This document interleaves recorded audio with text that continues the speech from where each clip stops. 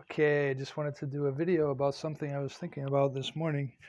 Early in the morning as I woke up, I don't have my tripod right now, so I got to hold it with my hand. It's going to be a little bit shaky. I'll try to move around and give you a different background or something every now and then. So, and actually I can get a better background than I used to, I guess. So what I was thinking is that people on Twitter are saying, they're fed up with how people are attacking Lue Elizondo and other people that are giving us information about the phenomenon and how we should be grateful for anything we get. And it's a horrible thing to tell Lue Elizondo that he's not doing enough. So I have a reaction to that, and it's not along either side. It's kind of in a different way, um, or maybe it is. Maybe it explains some of the reaction to Lue Elizondo and the way that he's disseminating information. So Lou was part of a UFO program for years. He knows a hell of a lot. He knows people who know a hell of a lot, maybe even more than he does. He's talked to people for many years about the subject.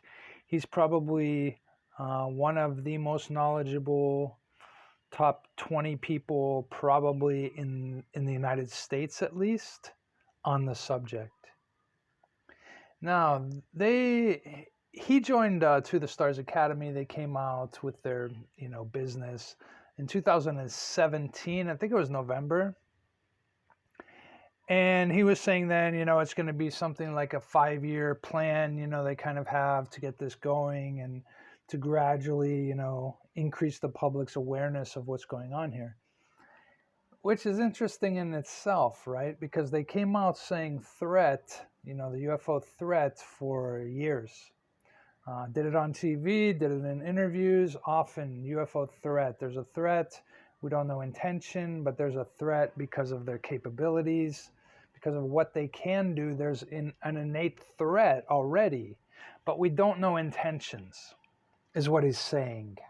Do they know intentions? Who knows? They may very well know intentions. Here's the thing, though. This fly is chasing me. Here's the thing, though.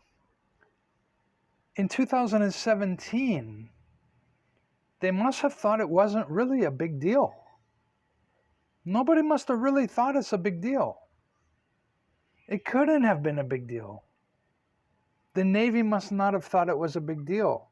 They had rules in place. What happens when a swarm of unidentified aerial phenomena swarm around your craft? You don't fire at them. That's one thing. Obviously, nobody did. They didn't shoot them down with bullets. Or they didn't say that they tried. Everybody that has said anything about the topic, about the experience, didn't say anything about shooting something down or even using lasers or something. I mean, nobody said anything like that. So the Navy had that in place. Lue Elizondo, I think the frustration that I feel is that, we have Assange or Assange, I don't know how to pronounce it. We have Chelsea Manning. We have, who's the guy that's stuck in Russia now for years?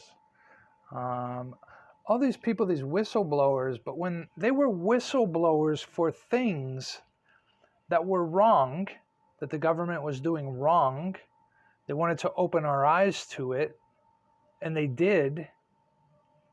And yet, those things weren't as important as UFOs interacting with us on a daily basis and flying by our planes, is it?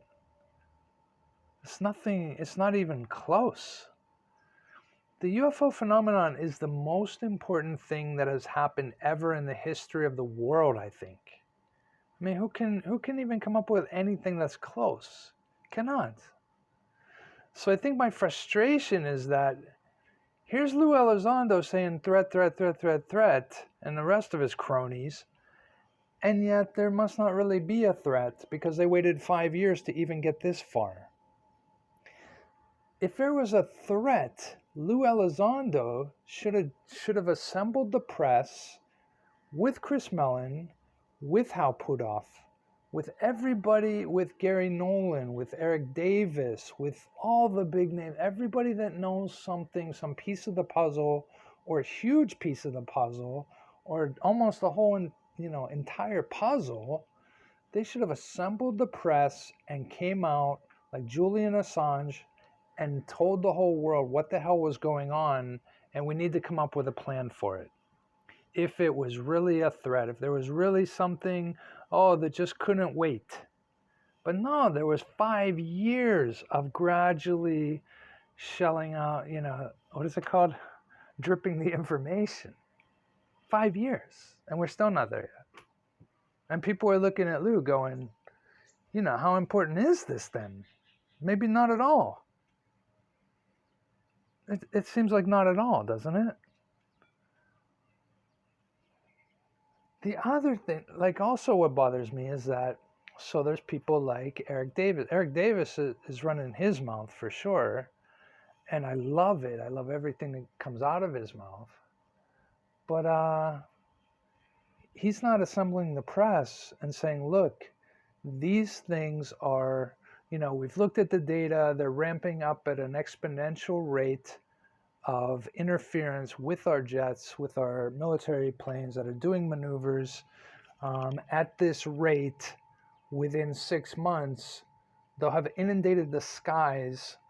We will not be able to fly at all anymore. And this is the problem that we're facing.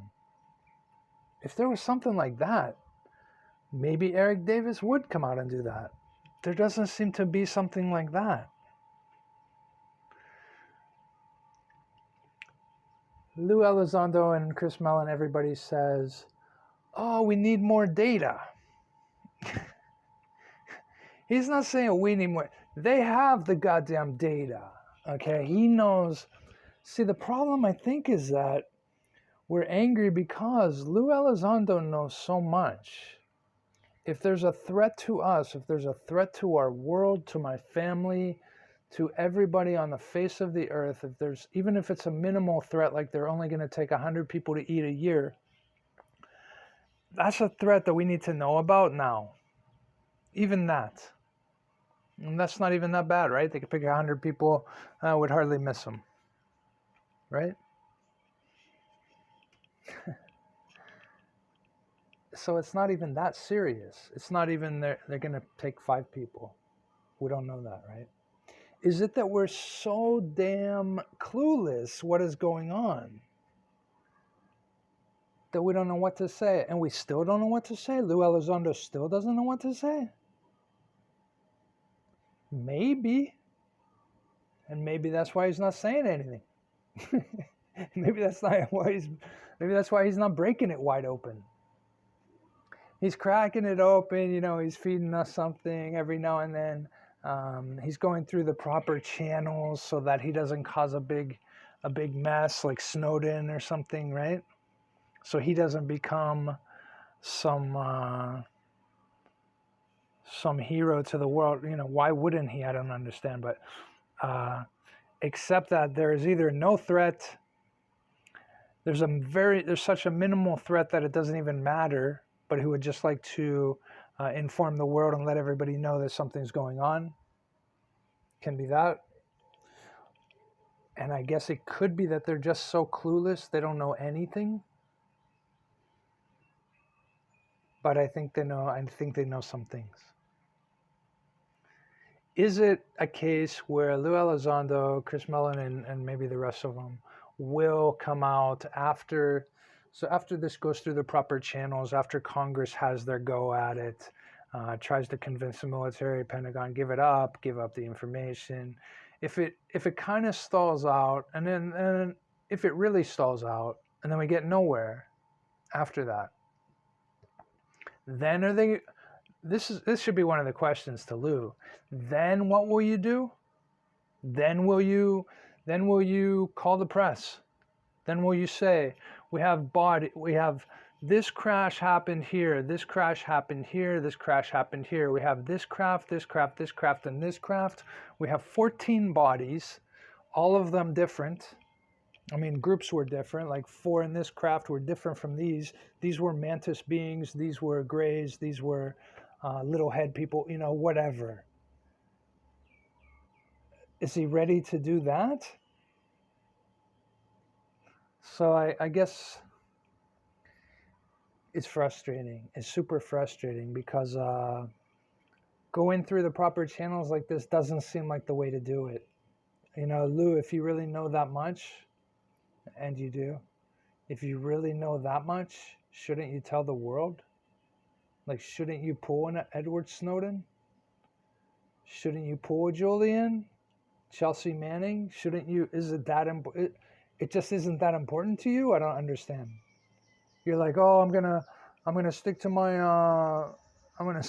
non-disclosure agreement, you know, because I'm not that man. If you think I'm just gonna come out, yeah, but are you the man that can tell the whole world what's going on, so you can break it wide open, so that we can all not be so clueless? You got 7 billion people in the world, and you're one man holding the secrets. How many people hold the secrets? You know, 20, 50? In the US, how many people hold the secrets? And why do 50 people get to hold the secrets and 7 billion people don't get to know? I don't understand. I think that's where that's where my anger is. Why do you get to hold the secrets? So is it because there's no threat? Or is it that there's a very serious threat? You've already told your family, have you? I found it interesting that that your family like doesn't all live with you. Like if there's an imminent threat, like if there's something huge about this whole situation, like for me, if I knew all the answers, I would pull my family back home. I'd let them know, look, within a year or so we might all be gone because this is what's going on. We have the bodies, we have communication from them. They're saying we need to straighten our shit up or else, you know. Is there something like that going on? Maybe. Who knows? You guys only know, right? It's it's frustrating.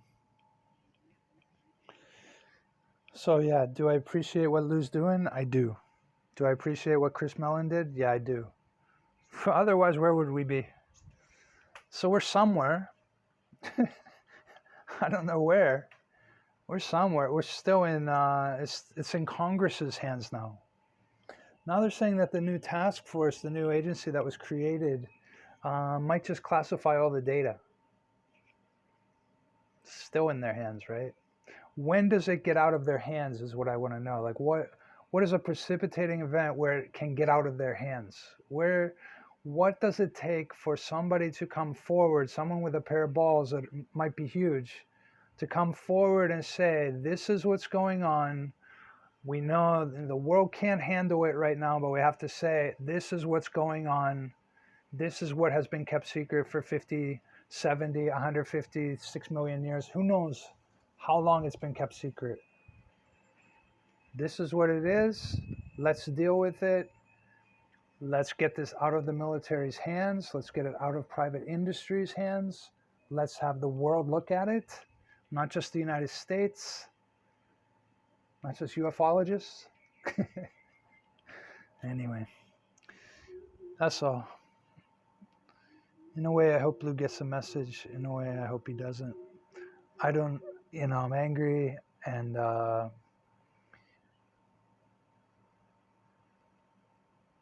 if I was in the same situation, it would depend what I knew. So say I was in the same position as Lou. I had a top secret clearance in the Air Force. I destroyed top secret information. I had NATO and SCI is what I remember. That's all I remember. But I had to help destroy classified information for the entire base. Hickam Air Force, Pacific Air Forces, PACAF. My family, everybody, my friends have been interviewed. Is he a solid guy? I passed all of that, right? So I know something about security clearance. I know something about top secret information. I had the briefings on how top secret, what top secret means. I had the hours-long briefings about it, and I understand. Now, if I knew that we had craft and we had bodies, even that might be enough for me to just say. I might pull the press together and say, look, here's what we have. Here's the proof. We have these things. Let's go forward from here. I'm not sure. It would depend, right? I know I definitely would. A question that we might ask Lue is that if he knew for certain, if the consensus from the experts that all look at this subject, if the consensus was that this was a dangerous thing for mankind in any way, maybe it's just biological effects, but the biological effects are adding up. They're tallying up now, aren't they? What is Havana syndrome? Is that from the UFOs? And if you know that it's from the UFOs, you goddamn better well tell us. Someone better get on the fucking horn and tell us, right? If we knew that their motivations were negative toward us, if we knew that they were going to take over the earth, if we knew they were preparing us in some way so that they take over the earth in as gentle a way as possible for our way of life, for our culture, the human culture, all the different cultures, but just the assimilation of us into a new world that they're going to create by taking over. We need to know that, right? I would say that. Lou, would you say that if you knew that? Like, Lou, what exactly would it take for you to pull an Edward Snowden? What would it take? Because you're not there yet. What would it take? Do you need to know something else? And what would you need to know? What are the criteria? I'm sure you've thought about it. You're a step away from that now, aren't you? You're a step away. And I know you've analyzed. You're like a computer, right? You just analyze all the different options and what you might do, what you might not do, in case of this, in case of that. Like what would it actually take for you to pull an Edward Snowden? Or would you never do it? You don't think that mankind is worth more than your security oath? Worth more than your pride? Than your obligations to the United States government, who have fucked over the world for so long? Like, where's your line? When do you jump across that line? When do you pull the megaphone out of the closet and start running down the street screaming, they're here, here's where they are? When do you do that?